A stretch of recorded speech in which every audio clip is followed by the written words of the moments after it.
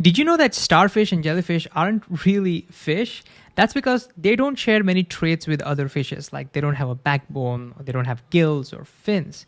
In contrast, a clownfish is a fish because it does share a lot of its traits with other fishes. So these names, which are called common names, can sometimes be pretty confusing. That's because common names can come from many different sources. They can come from appearances or where they're found, or based on their behaviors, or the season it's associated with, or sometimes even stories and mythology.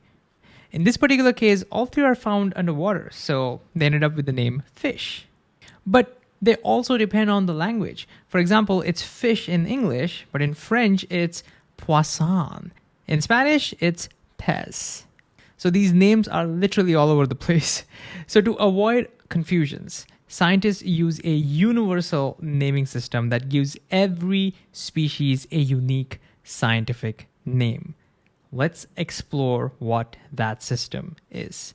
Now, before we do that, a quick recap about taxonomy. Remember that taxonomy is a system that scientists use to group and name organisms using their shared and unique traits. For example, the 3 domains, this classification is based on the cell type. And the 6 kingdoms depend on the cell number and how organisms get energy.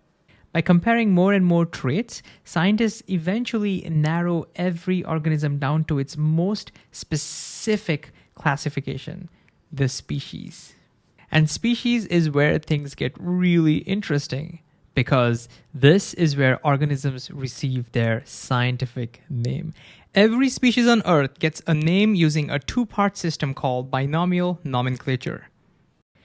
In this naming system, the first part of the name is the genus, the broader group that the organism belongs to. The second part is the specific name, which identifies that particular species. For example, that particular spotted jellyfish we spoke about earlier, its scientific name is Mastigius papua. So this is the broader group, the genus to which this organism belongs to, and this represents the specific species. And notice that the first letter of the genus is capitalized, but the first letter of the species is small, and the whole thing is written in italics. So these are all wrongly written. This is wrong because the first letter of the genus is not capitalized. This is wrong because the first letter of species is capitalized. It shouldn't be. And this is wrong because although the capitalization is correct, it's not italicized. The whole thing needs to be written in italics.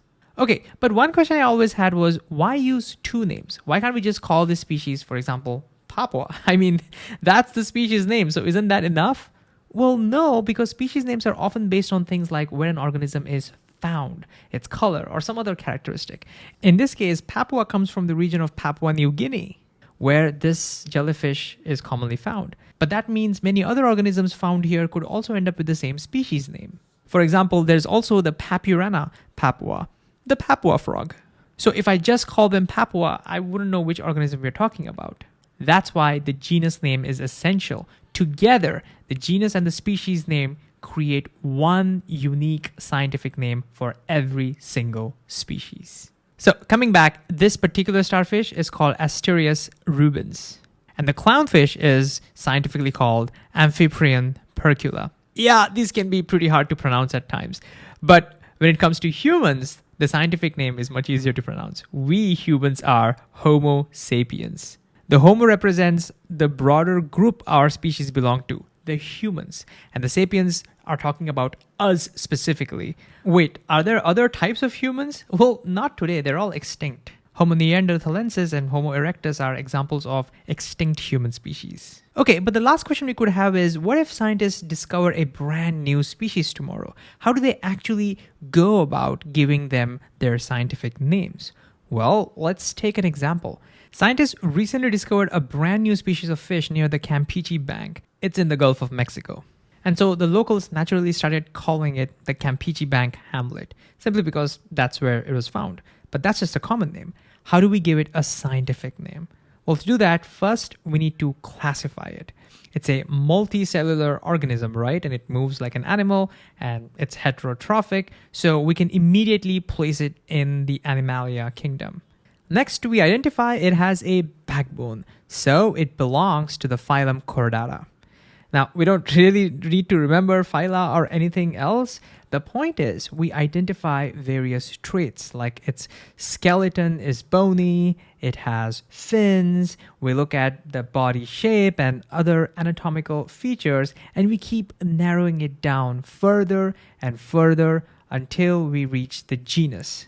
Here, this organism belongs to Hippoplectrus, a small group of reef fish known as hamlets. And finally, we notice that its color pattern and geographic range don't match any known species. It's only found in the Campeche Bank. That means it's an entirely new species of hamlet. So scientists give it a specific name, Espinosae. It's named after a famous Mexican biologist. So the full scientific name becomes Hippoplectrus espinosae. And what's really cool is that this species was officially named in 2025. So look, taxonomy is not something scientists finished hundreds of years ago. It's still happening today.